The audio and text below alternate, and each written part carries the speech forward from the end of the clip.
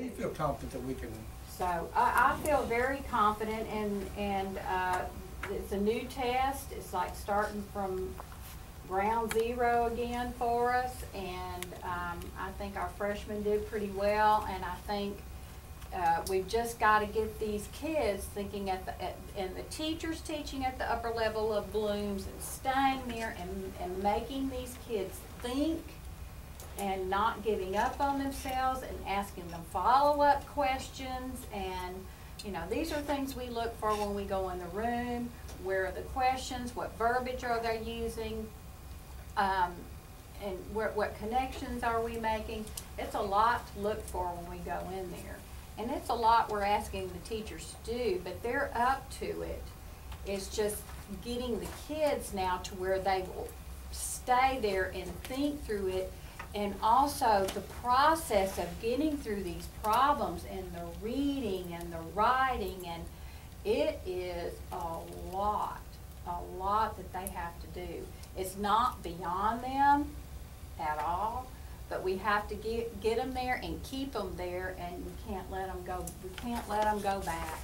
That's something we should be doing anyway. It's something we should. It's an ongoing process, and it's developing the kids to stay there and think there, and not give up. It's like being an athlete. You know, it's a marathon, and we've got to prepare them for this marathon. Did you anticipate this type of results?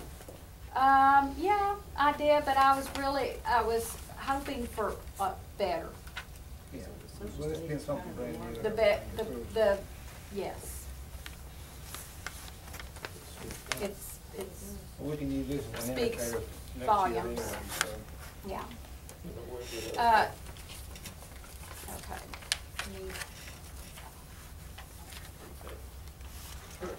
Excuse me. Yeah. Stacy brought us up this social studies. Uh-huh. Is there an interventionist deal there too?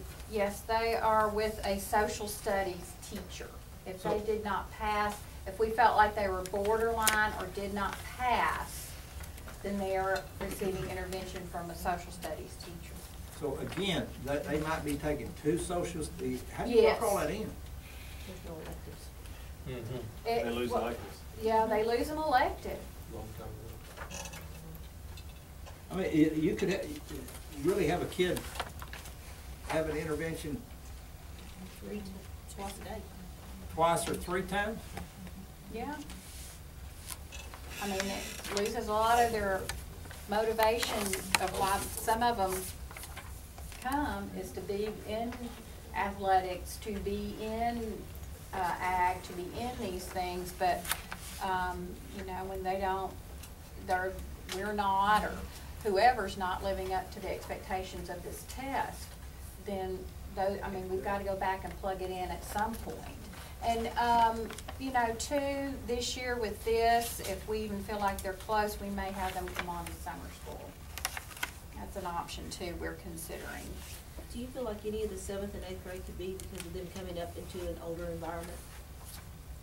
I think those are some of the things we've discussed is, you know, the fact of them all being together and yes, and being with the older kids, and they feel like they're all big and grown, and I have to stand there at the lockers between classes. Okay, get your stuff, go to class, get your stuff, go to class.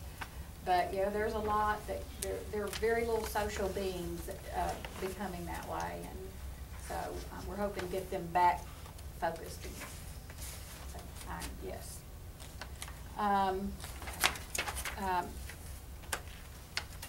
Did we do writing? 7th grade writing was 62% Latexo, 71% the state of Texas. And that's 45 students that took that test. 8th grade reading, competitive group, good group of kids, 93% out of 40 passed. At level 2, I must have made a mistake there too. 93 instead of 83? Yes, sir.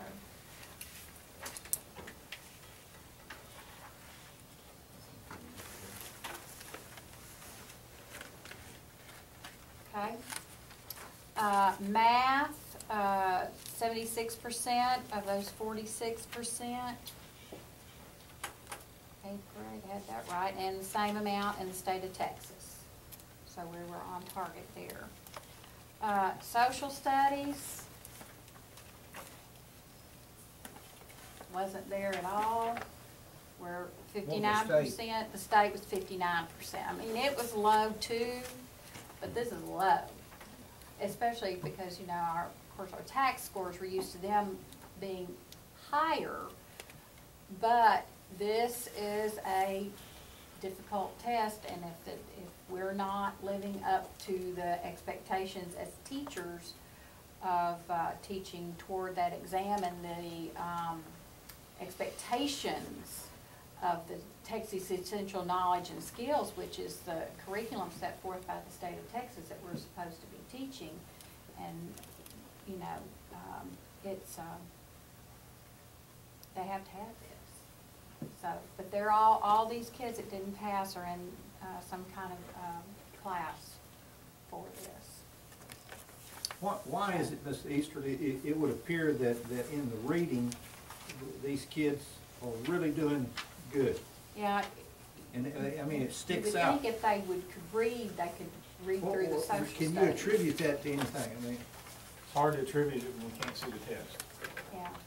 We won't see the test until this summer. We weren't supposed to get it until 2014. you hadn't even seen the test? No. No. State won't release it. Michael Williams, the new commissioner, has told Pearson, you will release it after this next test that we're gonna take this year. So we're gonna get the chance to finally see what the test looks like. What? It's test security. They didn't want anybody to know what it's gonna be like. They wanna make sure that They they want them teaching the test. catch it. No. From what we can see, the test is, I equated it to a bunch of parents of, you know, the old pier and beam homes when the kids would run up and jump up on the porch from outside and skip the steps. You know, they could make that jump. It wasn't easy for everybody, but most every one of them could get there most of the time. Now they're asking them to jump onto the roof in the same spot. And that type of testing is what we're talking about. We're talking about a totally different mindset, a totally different way of thinking, maps, graphs, charts. In the history, in the social studies, I pay sometimes a little bit more attention to that just simply because it interests me, because it's what I taught. It's got the more teach, more expectations than any other group, any other subject matter in there. We're talking about, I think it's Timothy, something Wilberforce is the guy's name. I don't know how many of you know who that is. But he is the person who started the anti-slavery movement in England. And that's a requirement on our social studies deal. The Sikh religion is a requirement that our kids know about the Sikh religion in social studies now. There's a huge list of all these names and things that you have to know, and they don't even list them all in their expectations, but you still have to know them. So the requirements are unbelievable in what's in it. Somebody in the committees decided the Sikh religion was important and put it in there. It's a very minor religion out there, but This test that we got the results from last year, you haven't seen no. the grades. The grades, Well, you've seen the grades, but you Yeah. haven't seen the graded test? No. we have not seen the test at all, no. We don't even know what the questions look like other than a few 15 samples that they put out. Sample questions from each test is what they put out. 15 samples on state. You don't even know what the students know more about it than you do. Oh, yeah. Yes. And we can't ask them. No. Really? That's right. Get our hands up. But everything on the test is something that we should have taught at one time, right? And at the proper, What I was and at told. the proper level. Yeah, but how many kids that? The problem is it's not informational anymore. You have to know information, but you have to know the information well enough to take it and use it in a different way. It's not like, who is Mr. Wilberforce? That's not the question. The question is, would this statement of things fall more under what George Washington would say, Abraham Lincoln would say, Mr. Wilberforce would say, or so-and-so would say, and you may not have ever heard any of those names?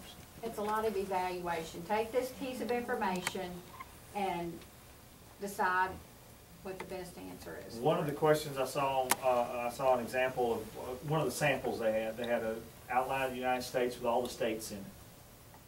They had 2 states colored gray. No names on them, just colored gray. One was Missouri, another one was in the Northeast. I forgot what the 2 names were. And it says, okay, what are these, what compromise were these 2 states involved with?